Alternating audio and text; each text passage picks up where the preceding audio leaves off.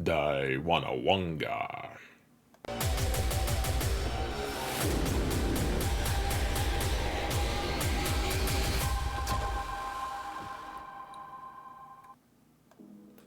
Hello, everyone, and welcome to another episode of Zareth Prevails. Folks, they did it.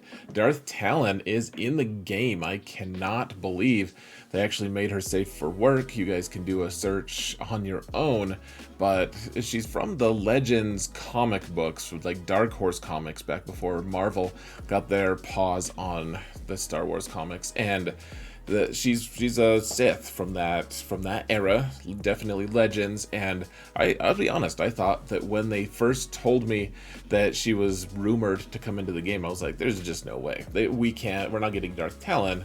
She's not wearing enough clothes for this game, and apparently I was wrong. She's in the game, and they actually did a great job aesthetically of keeping all of her cool elements, like the tattoos, the red Twi'lek, and the kind of like hardcore, evil look, whatever you want to call it, without showing too much of her to make this.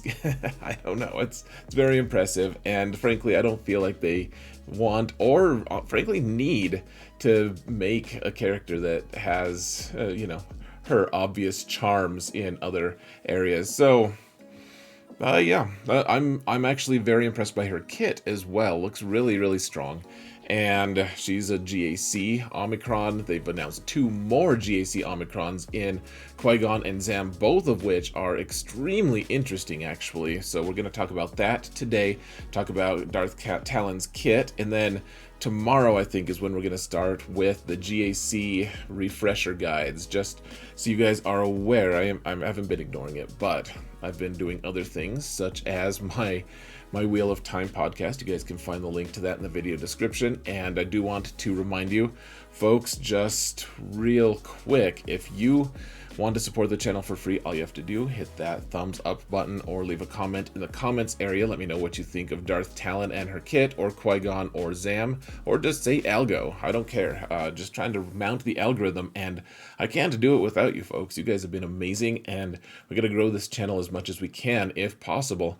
Really appreciate you guys' support. And there's also going to be there's going to be a lot of GAC videos coming out, because this is GAC channel anyways, but we got to start somewhere with all of this madness. So without further ado, let's actually just jump into the browser, shall we?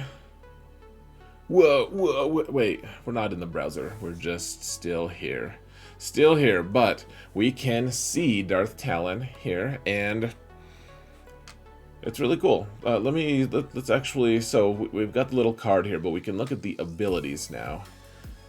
And the first one, so a lot of these abilities call back to each other, and the animations don't seem to be that impressive, but frankly I don't play this game for its animations. They're cool. Like some of the hits, I'm like, I thought you were supposed to do multiple hits. I thought that was supposed to look deadly. But so the first one the Dark Frenzy is the kind of best ability of hers. This is our basic Talon Strike, but Dark Frenzy, everything comes back to Dark Frenzy. So we have Inflict ability block for 1 turn, which is actually very nice. If the target was debuffed, reduce the cooldowns of Dark Frenzy. So if they're debuffed, all the time debuffed, and if in the context of Grand Arena, debuffed is actually going to be really strong because of the fact that you're with Traya and you're going to be isolating people. Well, at least if she's with Traya. Now, Ordered Assassination. This one is where we gain stealth. It's a cooldown 2, so we're going to be able to gain stealth quite a bit. And if it defeats an enemy, gain 100% turn meter. She has a lot of turn meter manipulation, as you guys will see. And she's going to be taking a ton of turns. Special 2, Dark Frenzy. It's a cooldown 5, and it starts on cooldown. But what happens is she's going to... It deals damage, and then she gains Frenzy, which means that she's going to be able to gain turn meter, 100% turn meter, every time one of her allies does a special move. Not a basic, but a special. And then if they were debuffed, gain 2 stacks of Loyal Hand. So if you're on a Treya squad, I don't know, we don't know what her what her base speed is, but my guess is you want Treya to go first, so then you can get Isolate off, or at least get Scion to go first so you can get some of his debuff, his AoE debuff off, so then she is going to be able to immediately gain 2 stacks of Loyal Hand. Now, her Loyal Hand stat is actually pretty crazy too.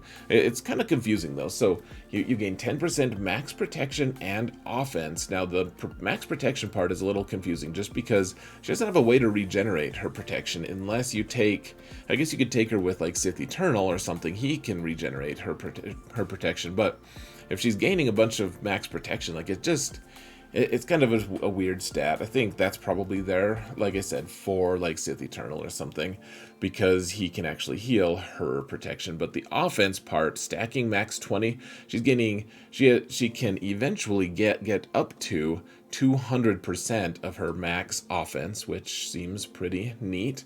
And the buff can't be copied, blah, blah, blah, blah, blah. I'm guessing that this is going to be one of those blue debuffs, or blue buffs, whatever it's called. And otherwise, we can look at her unique is very interesting as well, guys. So it's a Zeta. If all allies are Sith at the start of the battle, so this is at like the very start. So if she's in territory wars, territory battles, for instance, and she is, going into the next wave, it doesn't matter. The start of the battle was in wave 1 at the very start before anything else happens.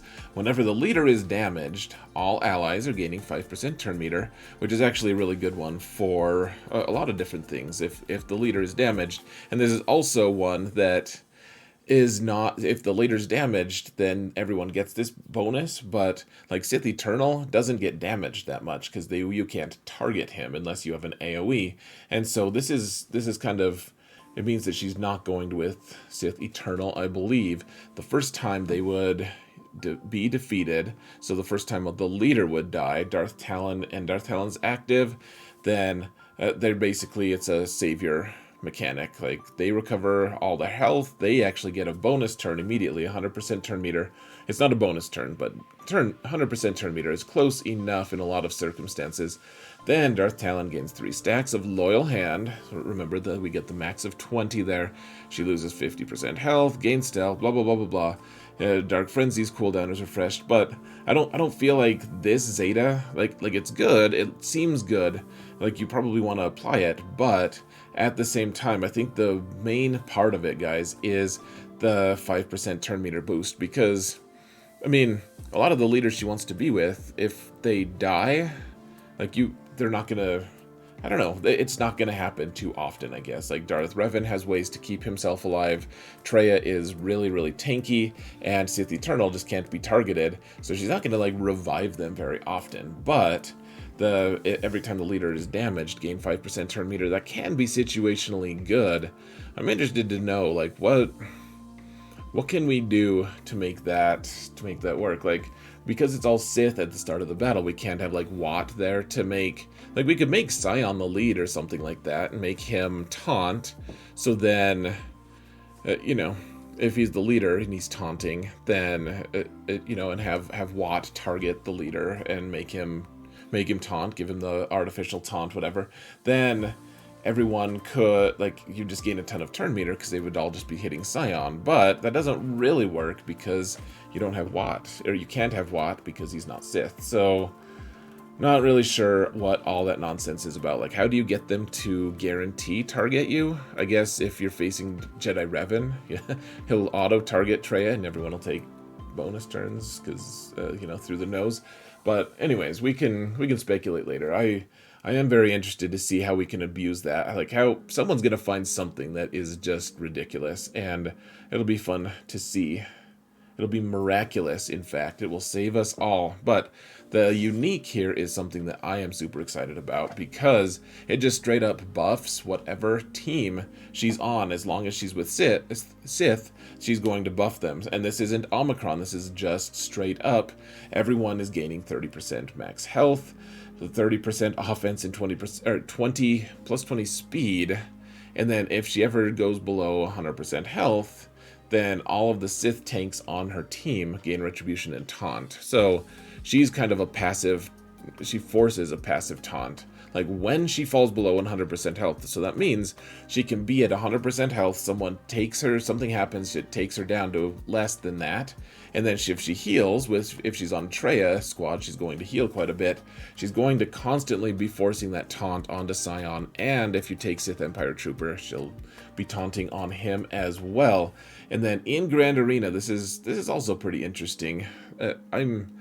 I am mildly regretting not having put the Omicrons on Desh Rendar, because this looks pretty good. So if you hit someone with Pain, which is Scion's unique debuff, or with Isolate, which is Treya's unique debuff, then she lowers the cooldown on Dark Frenzy if she hits Isolate, and she gains 2 stacks of Loyal Hand, which is okay, but that's just like a normal hit. And then if you hit someone with Pain with Dark Frenzy, it inflicts buff immunity on all enemies. Buff immunity on all enemies. That is super nuts, actually. And actually, it's almost counterintuitive in a way, because Traya kind of wants them to gain buffs so that she can do her leadership thing. So I'm not really sure how that's going to look, but I mean, buff immunity is just really nice. Though it looks like maybe that can be resisted, in fact. It doesn't say that it's irresistible, so maybe she needs a potency check there. Darth Talon's attacks recover all allies' health equal to 50% of the damage dealt, doubled for Darth Scion. So he's going to be healing a lot, put a lot of health on him, and then she'll gain. And then also, this is the crazy thing: if you hit Dark Frenzy, if you use Dark Frenzy, or if it's just I think that's I don't know, this is a little bit weird. Like, if you have to hit this Pain debuff with Dark Frenzy, then she's going to gain plus 20% or plus 20 speed for the rest of the encounter, which stacks to the max of 20. How many times are you actually going to be hitting someone with Pain with Dark Frenzy? Can you do it 10 times? Is she going to... You will do it. You will do it 10 times. She... stacking...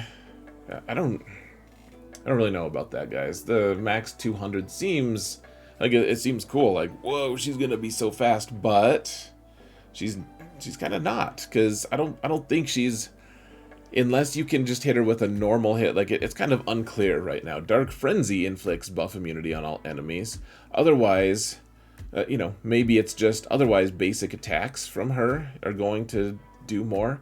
I think that this. She'd do a lot better too, guys, if she had someone to call her to assist. The Sith don't really do that much. So, anyways, I think this will be an okay Omicron. I don't think this is going to be the very best one. So she's going to be good. I think she's going to go with Traya. At least they're certainly intending her to in GAC with the Omicron and everything. But she's also pretty good with any other fully Sith team. I mean... think of her with Darth Revan. Like, suddenly Darth Revan can outspeed those trooper teams, or at least a lot of them. So you put Darth Revan up to like 2 or 345, which I know that a lot of people aren't going to have that who watch this, but I mean, that's how fast my Darth Revan is. He's going to suddenly be 365, which is faster than most Piets are going to be, and troopers are going to suddenly stop outspeeding the team. Though, of course, if she's on the Darth Revan team, this also means that Darth Revan's team will do less damage, because they're not all Sith Empire characters. I think she's going to be a really good plug-and-play character, though. I think it seems like she wants to be on Traya, but we'll see. There's also the issue of they don't have any health, or they don't have any protection regen, so you do an attack and you typically get a 55 or maybe a 56. There's some issues here. We'll have to explore how it works, but I do think she's going to add quite a bit. I mean, the plus 20 speed is just really nice. And the plus 30% offense almost negates the Darth Revan, stuff that makes him less. I mean, So he does less crit damage, the whole team does. The plus 30% offense is great, but then also plus 30% max health. If you've been modding Darth Revan correctly, when you have Basti and everything, Dark Basti, then you're already gaining 70% of your max health. So another 30% is going to make that team all the more tanky. I'm very interested to see where this ends up. I think she's going to end up buffing at least one Sith team really, really well. My guess is that actually Darth Revan is going to just yoink her, and Trey is going to be like, damn it all, what the hell? One thing I did want to point out, this is, I read this in the thing, I thought this was in the forums, I thought it was interesting. The person is saying that hype aside, making her gain 100% turn meter and all of that, they don't think it's a good idea because every team has a way to prevent turn meter gain, and because irresistible dazes and all this stuff. And so it's like, okay, Hux and General Kenobi, or sorry, Jedi Master Kenobi can prevent that turn meter gain. And otherwise, if you put daze on her, like there is a lot of daze in this game these days. Days for days, folks. But I do think that it doesn't matter because you're with Traya and Traya just dispels it. Unless, of course, you're with a different Sith team, in which case it becomes more relevant. But it looks very promising, and I'm impressed so far. We're going to see Mara Jade here pretty soon. I'm hoping Mara Jade buffs Emperor. We will see. But first, before we're done here, let's look at the two new Omicrons. They're both GAC as well. Surprise, surprise. My guess is that Starkiller is also going to be GAC. If I had to guess, Starkiller will have 3 GAC Omicrons required. That, if I just had to guess, that's what I would guess. But all right, so this one is for Qui-Gon Jinn. This one is a little bit nutty.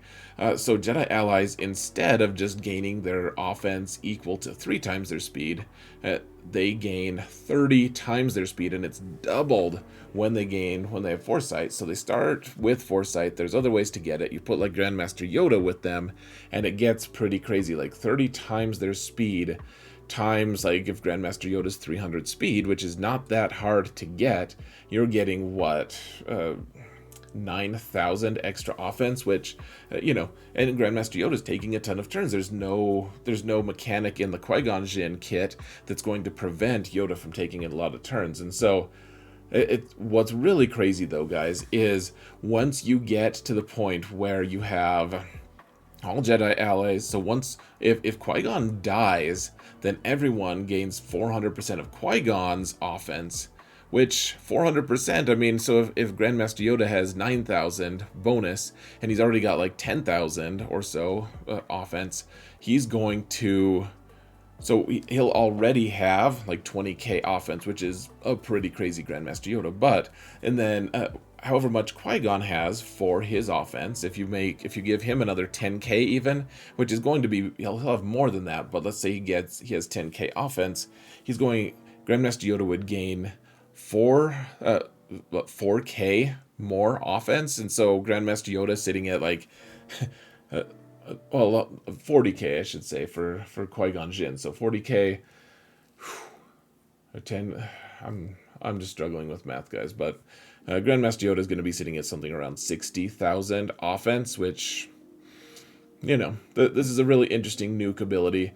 I will have to see how it plays out. I think this takes the place of, like, this is going to be one of the best, most annoying things out there, because you can just nuke someone. I'm curious to see how, like, a Qui-Gon Jinn lead is just not that good. I wonder if, like, Commander Luke would just run the tables on him. We're going to have to see what happens. People are talking about putting Galactic Legends with them, and I think that's going to be a false pot. Like, Galactic Legends are really good for a lot of reasons. I don't think that Jedi Master Luke or Kenobi should be used as just one huge bludgeon under Qui-Gon. My guess is that Qui-Gon is going to lead a bunch of misfits plus Grandmaster Yoda. But I guess the other thing is, if you're on offense and your Qui-Gon does die, Jedi Knight Anakin is going to just one-shot an entire team with his AoE. So a lot of really interesting stuff with this, guys. I'm This one's one of the better Omicrons in my opinion. Now the other one is on Zam, and this is actually cool too. This is also Grand Arena.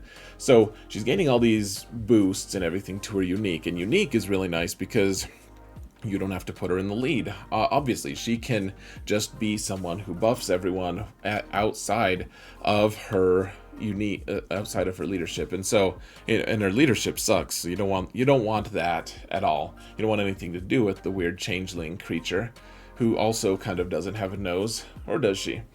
But let's see. While she's in Grand Arena, she, instead of all of these other stat gains that you guys can see up top, she'll gain 60% to her offense, max health, max protection. The really interesting part to me, and this is going to make General Skywalker teams on defense significantly worse, I think, Zam gains 5% speed for each other bounty hunter ally. So, and then bounty hunters gain 20% of Zam's current offense, max protection, max health, and speed. The speed part is the thing that really interests me, because what's going to happen is Zam is going to gain, let's say that she's 300 base speed. I did all the math of it. What ends up happening, she turns into 400 speed, I believe, and something like that. I did the math. I just don't remember all of the results. But what happens is she ends up handing 80%, like 80 total speed. If you make it 300 speed, it's not hard to do. She's going to end up handing 80 speed to the rest of the bounty hunters, which mean that you can outspeed any General Skywalker team with Rex if you have okay, even just like okay mods with Aura. And I guess we'll have to figure out, maybe there's not a spot open for Zam on that team. We'll have to figure that out, but one way or another, you're going to have bounty hunter teams that are incredibly fast now, and you can't really outspeed them anymore unless you're like Han Solo. So this one looks way more promising than I had initially thought, and the fact that she is in the unique, she's getting her Omicron in the unique, like she's going to buff her team by a huge margin, and you can still have Bosk lead, you can still have Aura lead if you want, and that means you don't need Grief to go with this team. This one, honestly, I would be more tempted to put this one on than the Qui-Gon one, just because my bounty hunters can actually, I can make them slow again if I wanted to. I could make my Bosk and my Grief just wear like really tanky things or more offense oriented or something, and I could put all those speed mods elsewhere. Like this one's going to save us a lot of really cool speed mods, because if Bosk only has to be like 200 speed, you can just make him tanky AF and call it good. So anyways, folks, I'm going to call it good here now. Thank you all so much for watching. Let me know what you think in the comments. Would love to hear your thoughts on Zam and the new things. You know, I guess really it's Darth Talon and the new things, but Zam feels pretty dang fancy as well. So guys, once again, thank you all so much for watching, and remember that in all things, Zareth prevails.